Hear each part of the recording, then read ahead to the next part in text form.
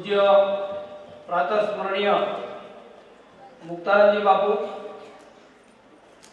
આ સંસ્થાના માર્ગદર્શક અને સમગ્ર ગુજરાતની અંદર શિક્ષણ ક્ષેત્રે જેમને દીવો પ્રગટાયો છે એવા પૂજ્ય બીજુભાઈ બરાડ સાહેબ,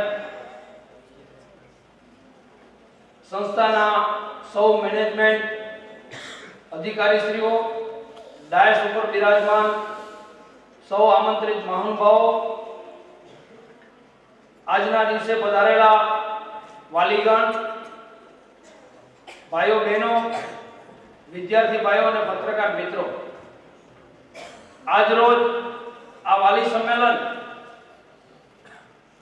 પૂજ્ય મુક્તાનંદ બાપુએ જે સંકુલમાં રાખેલ છે એ સંકુલ બ્રહ્માનંદ વિદ્યાધામ ચાપરડા. સૌ પ્રથમ આ દિવસે આપણે વિવેકાનંદજીને યાદ કરીએ કે આજે એમનો જન્મ દિવસ છે, એને આપણે હૃદયપૂર્વકની શુભકામના પાઠવીએ. સાથોસાથ મુક્તાનંદજી બાપુના માર્ગદર્શન હેઠળ અને બીજુભાઈ બરાડ સાહેબના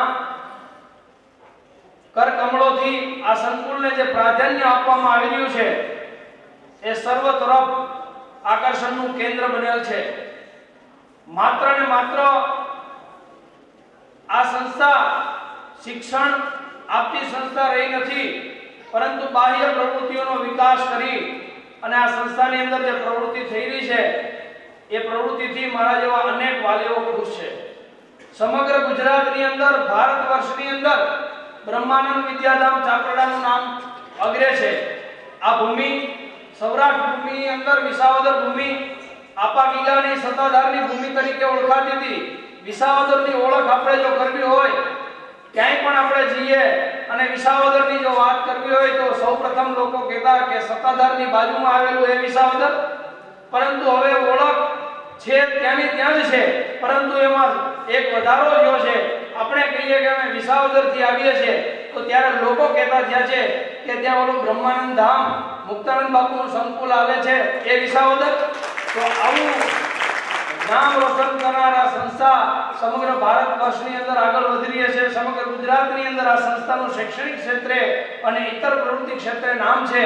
તો આપણે સૌ વાલીગણ અને શુભચિંતકો આ સંસ્થા કેવી રીતે આગળ વધે, આ સંસ્થાનો સર્વ ક્ષેત્રે કેવી રીતે વિકાસ થાય અને વિદ્યાર્થીઓ આ સંસ્થામાંથી ઉત્તરોત્તર પ્રગતિ કરે એનો નમૂનો આદરણીય શ્રી શર્મા સાહેબે રજૂ કર્યો કે આ સંસ્થામાંથી આટલા બધા વિદ્યાર્થીઓ આગળ ગયા છે.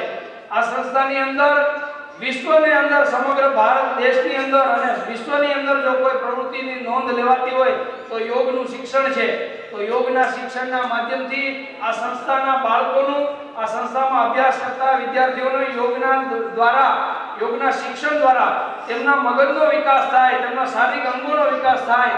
એનસીસીના માધ્યમથી આ કેડેટમાં આનુષંગિકતા આવે અને એનામાં વિવેક આવે અને એકબીજા પ્રત્યે કેવી રીતે રાષ્ટ્રની વફાદારીથી પોતાના ગુણ વ્યક્ત કરાય, આવી જે ઇતર પ્રવૃત્તિ થઈ રહી છે બહેનો માટે ખાસ સીવણથી માંડીને બાકી જે ઇતર પ્રવૃત્તિઓનું જે આયોજન થઈ ગયું છે, તો નાની નાની બાલિકાઓ કોલેજ સુધી વિદ્યાર્થીનીઓ આ સંસ્થામાં અભ્યાસ મેળવી અને પોતાના જીવનની અંદર ભાવિ જીવનનો પાયો આ સંસ્થા આપી રહી છે.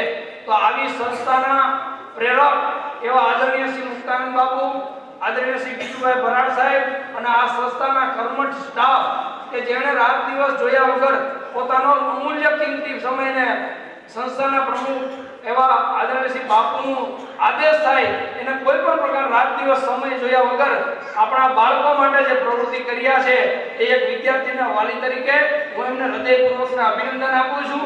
અને આ સંસ્થા માટે એન વાલીએ જે કરવું પડે તે કરી અને આ સંસ્થા આગળ વધે એ આપણી નૈતિક ફરજ છે.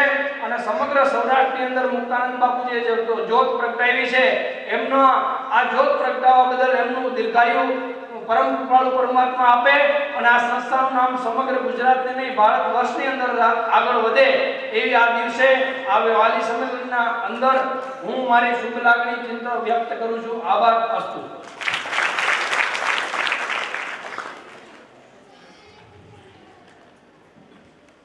સમયની મર્યાદામાં આપણે સૌ બંધાયેલા છીએ છતાં આપ સૌને જાણીને આનંદ થશે ને સાથે સાથે ગૌરવ થશે, ગજગજ છાતી ફૂલે કે અમારો બાળક ક્યાં ભણે છે. અને મારા આનંદ આમંત્રણને માન આપી સંસ્થાના પધારેલા પ્રેસ મીડિયા પણ આ બાબતની નોંધ લે કે ગુજરાતની પહેલી એવી સ્કૂલ છે જ્યાં ક્રિકેટ ક્લબ ચાલુ હોય અને વિશેષ એની માહિતી અમારે માધવભાઈ આવ્યા છે તો એમને વિનંતી કરું કે સમગ્ર વાલીગણને તેમજ પ્રેસ મીડિયાને આ રેસિડેન્સ ક્રિકેટ ક્લબ વિશેની ડિટેલ આપે. શ્રી માધવભાઈ.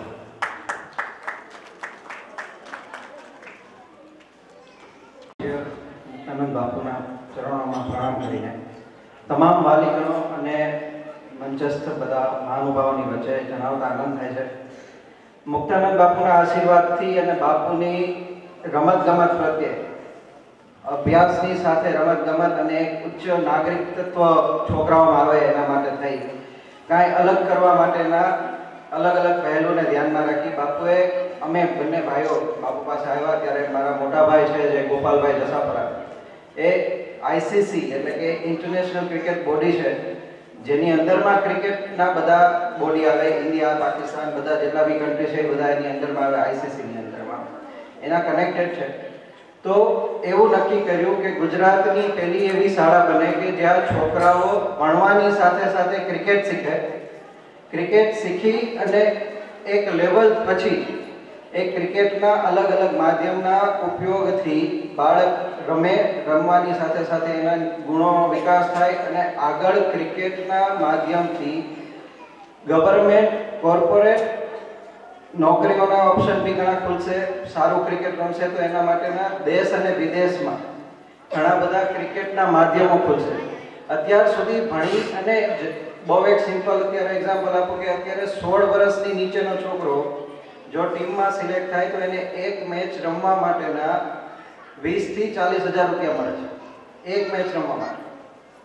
આ પૈસાની ગણતરી નથી, પણ જે ક્રિકેટનો માહોલ છે, ક્રિકેટ શીખવાથી જે ડિસિપ્લિન આવે છે, જે એક મહત્વની કડી છે, તો એ વસ્તુ આપણી સંસ્થામાં કેમ નહીં? બાપુના આશીર્વાદથી આપણે ઇન્ટરનેશનલ લેવલનું બધા વાલીઓને આમંત્રણ આપું છું કે ઇન્ટરનેશનલ લેવલનું ગ્રાઉન્ડ તૈયાર થાય છે જેની અંદર આખું ગ્રાઉન્ડ ઓસ્ટ્રેલિયન ગ્રાસથી તૈયાર કરવામાં આવ્યું. છેલ્લા 9 મહિનાથી સખત પરિશ્રમથી મહેનત તૈયાર કરી અને ઓસ્ટ્રેલિયન ગ્રાસથી ગ્રાઉન્ડ તૈયાર થાય છે.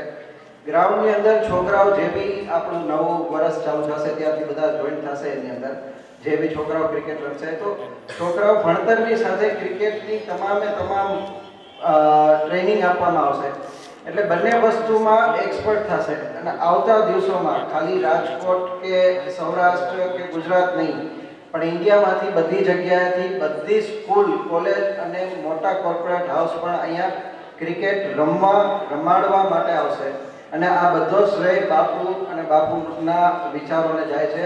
અમે ખાલી નિમિત્ત છે.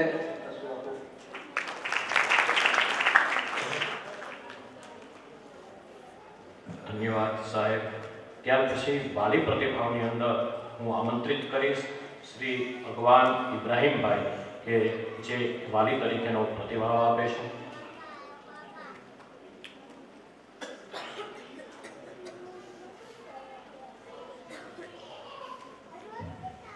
નમસ્કાર.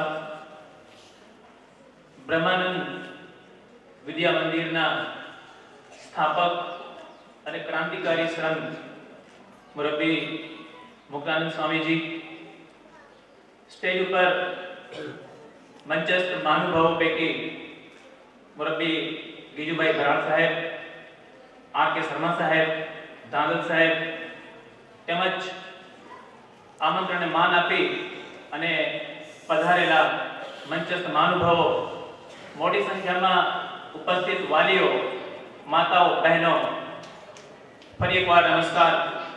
મારો પરિચય આપું તો હું સોમનાથ વેરાવળથી આવું છું. ત્યાંની આઈડી ચૌહાણ હાઈસ્કૂલની અંદર છેલ્લા 24 વર્ષથી અંગ્રેજીના શિક્ષક તરીકે સેવા બજાવું છું.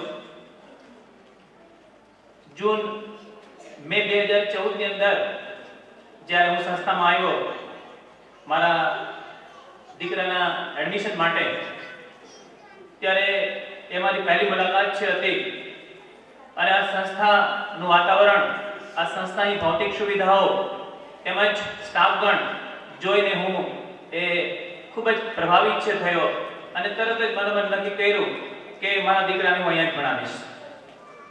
ઘેર જઈ મારા વાઈફને અને મારા મમ્મીને વાત કરી તો મારા વાઈફ અગ્રી થઈ ગયા, પણ મારા મમ્મી જે છે એ કહે કે તારો એક જ દીકરો છે, તું ક્યાં આટલે દૂર મોકલે છે? પણ એમને પણ મેં મનાવી લીધા અને જે છે એનું એડમિશન ધોરણ 7 માં છે કરાવ્યું. મારા મમ્મી પણ જે છે આજે મારી સાથે છે, આપની વચ્ચે બેસેલા છે, પહેલી વાર આવ્યા છે અને જોઈને તરત જ એમણે રિએક્શન આપ્યું કે બેટા તારું ડિસિઝન જે સાચું હતું. પહેલી વાર આ હોસ્ટેલમાંથી, આ સ્કૂલમાંથી મારો દીકરો જ્યારે ઘેર આવ્યો ત્યારે એને મને પહેલો પ્રશ્ન કર્યો, ડેડી તમને ખબર છે પાણીનું સૂત્ર શું થાય છે? ત્યારે મેં અજાણતા કહ્યું, ના બેટા મને ખબર નથી. તો કે તમને એટલી ખબર નથી કે પાણીનું સૂત્ર શું થાય? તો કે ના મને ખબર નથી. તો કે H2O થાય. અને એના ચહેરા પરનો જે મેં આનંદ જોયો છે એ હું આજે પણ ભૂલી શકું એમ નથી. એનો બીજો પ્રશ્ન હતો કે ડેડી હું એક પાણીનો ગ્લાસ લઈ આવું છું અને પાણીનો ગ્લાસ મારી પાસે લઈ આવ્યો, એ અડધો પાણીનો ગ્લાસ ભરેલો હતો અને મને કહ્યું કે ડેડી એ મને કહો કે આ પાણીનો ગ્લાસ જે છે એ ભરેલો છે કે ખાલી છે? ત્યારે મને આઈડિયા હતો કે મારે એ કેવું નથી, એ શું મને જવાબ આપે છે? ત્યારે મેં કહ્યું કે મને તો બેટા ખાલી લાગે છે. ત્યારે મેં કહ્યું કે ના ડેડી આ પાણીનો ગ્લાસ જે છે ને એ અડધો પાણીથી ભરેલો છે અને બાકીનો હવાથી ભરેલો છે. આ પ્રશ્નના જવાબથી પણ જે છે એ હું ખૂબ જ પ્રભાવિત છું. ટૂંકમાં બ્રહ્મા વિદ્યા મંદિરની અંદર જે શિક્ષકોની મહેનત જે છે એ એની આગળ ગમે એટલા વિશેષણો મૂકું તો પણ એ ઓછા પડે તેમ છે. બ્રહ્માનંદ વિદ્યા મંદિરના સ્થાપક સંત મુક્તાનંદ બાપુ એ કદાચ એ જીવનમાં જુદો માર્ગ જે છે લઈ શક્યા હોત, પણ એમને આ શિક્ષણનું જે છે એ માધ્યમ પસંદ કર્યું અને એ સમાજની મોટી સેવા કરી છે એમ હું કહીશ. બ્રહ્મા વિદ્યા મંદિરની અંદર જે પ્રકારનું શિક્ષણ અપાઈ રહ્યું છે એ બિલકુલ આ જમાનાને અનુરૂપ છે. આધ્યાત્મિકતાની સાથે સાથે મોડર્નિઝમ પણ છે અને બાળક જે છે એ જીવનની અંદર આગળ કેમ વધે એના તમામ કૌશલ્યો જે છે એ શીખવાડવામાં આવી રહ્યા છે. ત્યારે એનાથી હું મારી જાતને વધારે એ ધન્ય અનુભવું છું. મોટી સંખ્યામાં વાલીઓ જ્યારે ઉપસ્થિત છે ત્યારે એમને હું કહીશ કે તમારો ડિસિઝન જે છે એ બિલકુલ પરફેક્ટ છે, સાચો છે. કારણ કે મેં ઘણા બધા હોસ્ટેલ્સ, ઘણી બધી સ્કૂલો જે છે એની વિઝિટ કરી અને ત્યાર પછી જે છે એ મારા દીકરાને જે છે એ અહીંયા પ્રવેશ જે છે એ મેળવ્યો છે. આ સંસ્થા દિન દુની અને રાત ચકુની એ પ્રગતિ કરે એવી શુભેચ્છાઓ હું કાઢું જ છું. પણ આની સાથે સાથે મારા કેટલાક સજેશન પણ મેં છે. ખાસ કરીને આ સંસ્થાની અંદર જે ટેસ્ટ લેવામાં આવે છે, જે એક્ઝામ્સ લેવામાં આવે છે એ પછી વીકલી હોય, ફોર્ટનાઇટ હોય, મંથલી હોય, બાય મંથલી હોય, તો એના પરિણામ જે છે એ વાલીઓને ગ્રુપ SMS થી જે છે એ મોકલવામાં આવે તો વાલીઓ પણ જે છે આ સંસ્થા સાથે કનેક્ટેડ રહે અને પોતાનું બાળક જે છે એની પ્રગતિ શું થઈ રહી છે એની પણ એને છે એ ચોક્કસ છે એ જાણ થાય. બીજું સજેશન મારું એ છે કે અહીંયા આગળ જે સ્વાધ્યાય પોથીઓ જે છે ચલાવવામાં આવે છે એ ભાવિક પ્રકાશનની છે. સાહેબ અમને ભાવિક પ્રકાશનની સ્વાધ્યાય પોથીઓ મેળવવામાં ખાસ કરીને વેરાવળ અને એ બાજુ જે છે તકલીફ પડે છે. એટલે મારી નમ્ર વિનંતી છે કે નવનીત પ્રકાશન જે છે કે જે વર્ષો જૂનું નામ છે એની સ્વાધ્યાય પોથીઓ જે છે એ નેક્સ્ટ એકેડેમિક સેશનથી જે છે એ મૂકવામાં આવે. ત્યારબાદ હોસ્ટેલની અંદર જ્યારે પણ ફોન કરીએ છીએ ત્યારે ચોક્કસ અમારા સંતાનો સુધી અમારું કનેક્શન મતલબ કે એની સાથે વાત થાય છે. પણ ઘણીવાર જે છે એ ગૃહમાતાઓ જે છે એક કોઈ અન્ય કામમાં વ્યસ્ત હોવાને કારણે જે છે એમની સાથે અમારો રાસ્તો ઇટ મીન્સ કનેક્શન કોન્ટેક્ટ થતા નથી. ત્યારે હોસ્ટેલની અંદર એક ટેલિફોનની સુવિધા ઊભી કરવામાં આવે એવી મારી વિનંતી છે. આ ઉપરાંત શૈક્ષણિક પ્રવાસનું આયોજન જે છે સંસ્થા દ્વારા ચોક્કસ છે થતું હશે તો એ પણ છે કરવામાં આવે અને ખાસ કરીને જે વિદ્યાર્થીઓ જે છે આવા શૈક્ષણિક કાર્યક્રમની અંદર અથવા સાંસ્કૃતિક કાર્યક્રમોની અંદર ભાગ લેતા નથી, એમને પણ જે છે ભાગ લેવા માટે પ્રેરવામાં આવે તો ચોક્કસ હું માનું છું કે એ વિદ્યાર્થી પણ જે છે એ આગળ છે વધશે. બ્રહ્માનંદ વિદ્યા મંદિર